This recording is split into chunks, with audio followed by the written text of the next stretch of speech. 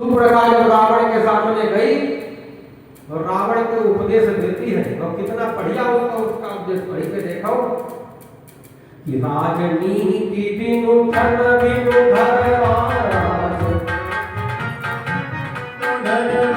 हरि समरते बिनु सत्कर्म बिनु सत्कर्मा बिनु समरते बिनु सत्कर्मा विद्या बिनु विवेक उपजाए विद्या बिनु विवेक उपजाए सब मन बनेंगे अनुपाए सब मन बनेंगे अनुपाए। देखो सुपर्णखा भी कितना बढ़िया उपदेश देती है। इसलिए उपदेश की महत्ता नहीं है, उसके चलने की महत्ता है। जिसको चलना जो उपदेश वाणी के द्वारा देता उसकी तरी महत्ता नहीं, कैसे संसार में चल कर के दिखा दो उपदेश के ऊपर उसकी महत्ता होती है। तो ये काम संत जन ही कर सकते हैं।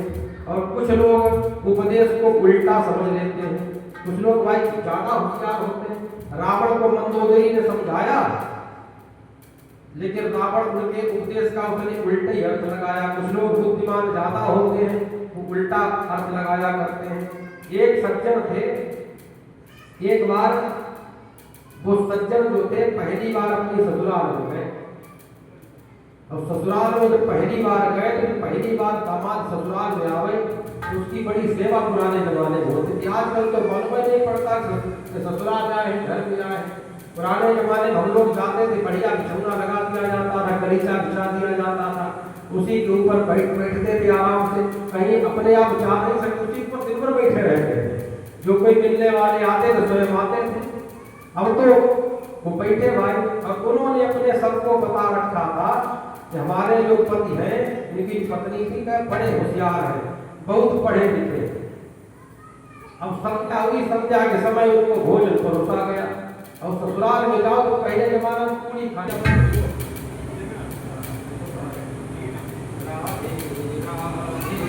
राधे राधे राधे राधे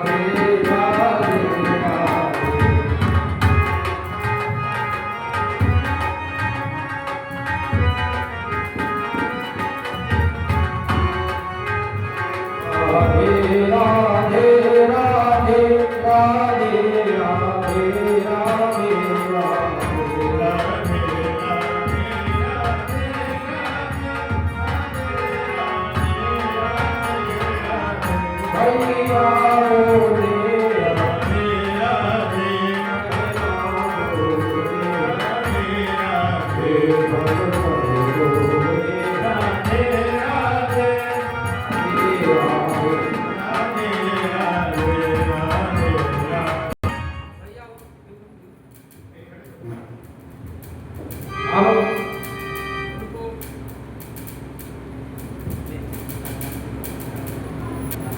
श्रीमन्नारायण नारायण नारायण।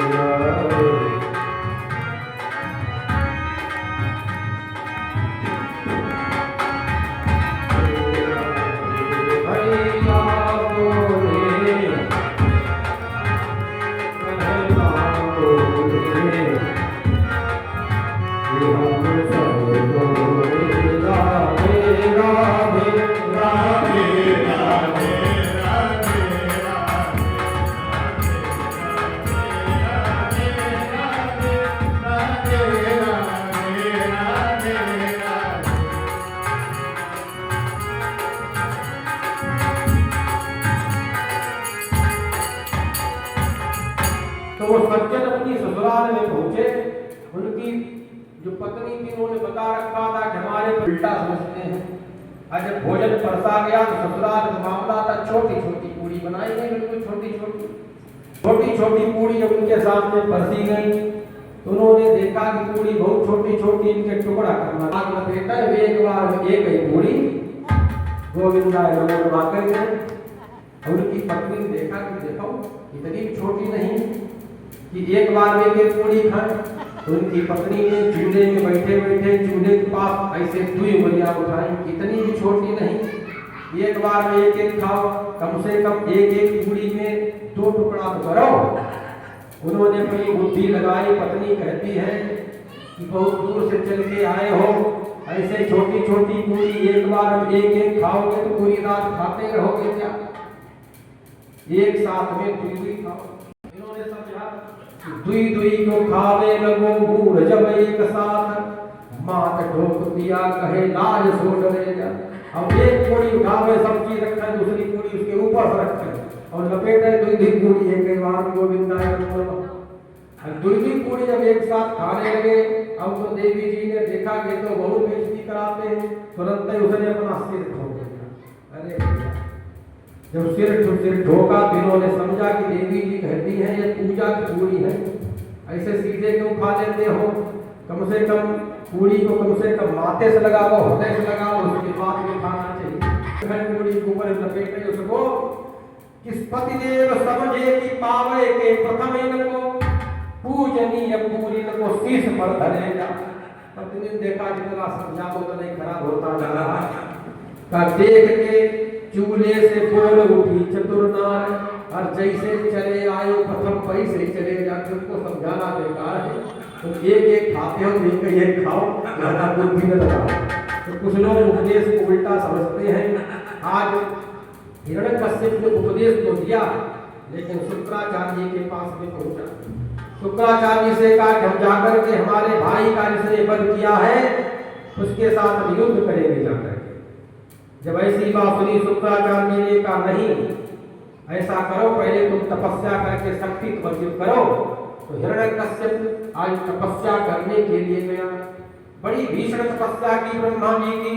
ब्रह्मा जी प्रकट हो गए, उनसे वरदान ब्रह्मा जी ने कहा बेटा वरदान मांग लो। हिरण्यकश्यप ने कहा महाराज हमको अमर कर दो। ब्रह्मा जी ने कहा स्वयं अमर नहीं हो पाए तो तुमको कैसे अमर कर दे, तो कोई दूसरा वरदान मांगो। तो आज वरदान मांगने लगा कि वह बोला तो ऐसा लूंगा जो और किसी ने दिया हो। बोला लूंगा तो ऐसा जो किसी और ने दिया न हो। पानी देता हो तो कह दो जो और किसी को दिया हो। पानी देना हो तो दे दो जो कभी किसी को दिया न हो।